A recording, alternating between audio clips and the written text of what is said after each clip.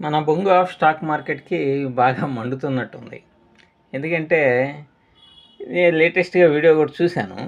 బాగానే మంచిగానే మమ్మల్ని యేసుకుంటున్నాడు. ఓకే. No problem. అయితే దాంట్లో నాకు గమ్మత్తుగా రకరకాలైనటువంటి స్కీమ్స్ అని చెప్పేసి చెప్తున్నాడు గదా! దాంట్లో మరీ ముఖ్యంగా ఎడ్యుకేషనల్ స్కీమ్, చదువుల స్కీమ్ అనేటువంటి దాన్ని తీసుకొనొస్తాను. దీని పిల్లల చదువులకి అని చెప్పేసి అన్నాడు. అంటే ఇట్లా పేరెంట్స్‌ని అట్రాక్ట్ చేయడానికి. మీ అందరికీ ఒకటి చెప్తున్నాను. తమిళనాడులో కంచిలో అనుకుంటా మరగన్ అనేటువంటి ఒక వ్యక్తి ఉన్నాడు. ఆయన వ్యవసాయం చేసుకునేటువంటి వాడు. అతను తెలుగు అతను ఇక్కడి నుంచి చిత్తూరు నుంచి అక్కడికి మైగ్రేట్ అయ్యి అక్కడ వ్యవసాయం చేసుకునేటువంటి వాడు.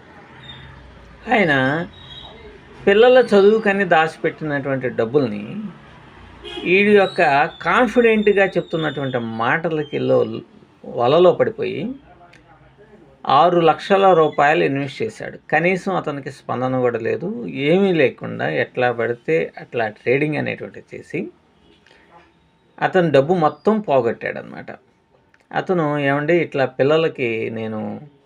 పిల్లలకని దాచిపెట్టిన డబ్బులుని కూడా తీసుకొచ్చి పెట్టాను అని అంటే, వస్తది సార్ వస్తది.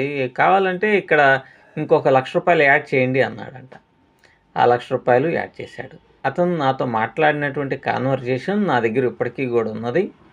సో, మీ పిల్లలకి ఏదో ఆఖరికి అతను వాళ్ళ పిల్లల్ని చదువు మాన్పించినటువంటి పరిస్థితికి, ఒక అమ్మాయిని హాస్టల్‌లో చదివించలేక, డబ్బులు లేక వెనక్కి తీసుకొని వచ్చారు.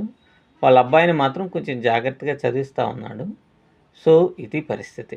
కాబట్టి ఈడి మాటలు వినేసి పేరెంట్స్ మన పిల్లల చదువుకి ఉపయోగపడుతుందని వాళ్ళ కోసం దాచిపెట్టినటువంటి డబ్బుల్ని తీసుకొచ్చి ఇతన్ని నమ్మి గనక మీరు స్టాక్ మార్కెట్ జర్నీ అయితే మీ తల మీద గుండులు మిగలటం ఖాయం అనమాట. ₹1 కూడా రాదు. ఇంకా ఇబ్బందుల్లో పడిపోయి మీ పిల్లల్ని పనులకి పంపించాల్సిన పరిస్థితులు వస్తాయి. ఇది గుర్తుంచుకోండి. తర్వాత స్టాక్ మార్కెట్‌లో లాభాలు, నష్టాలు అనేటువంటివి సహజమే. మరి 4 సంవత్సరాల నుంచి స్టాక్ మార్కెట్ జర్నీలో ఉన్నాడు గదా! మరి నేనెప్పుడు ఏ బిజినెస్‌లు చేయలేదు. కానీ నన్నే పీ&ఎల్ ఇంతకుముందు అడిగాడు. మరి మన వాడు 4 సంవత్సరాల నుంచి బిజినెస్‌లు చేస్తున్నాడు కాబట్టి, ఈ 4 సంవత్సరాల్లో ఎంతమందిని ఉద్ధరించాడు? ఏంటో చెప్పాలి గదా! అది చెప్తే అందరూ నమ్ముతారు.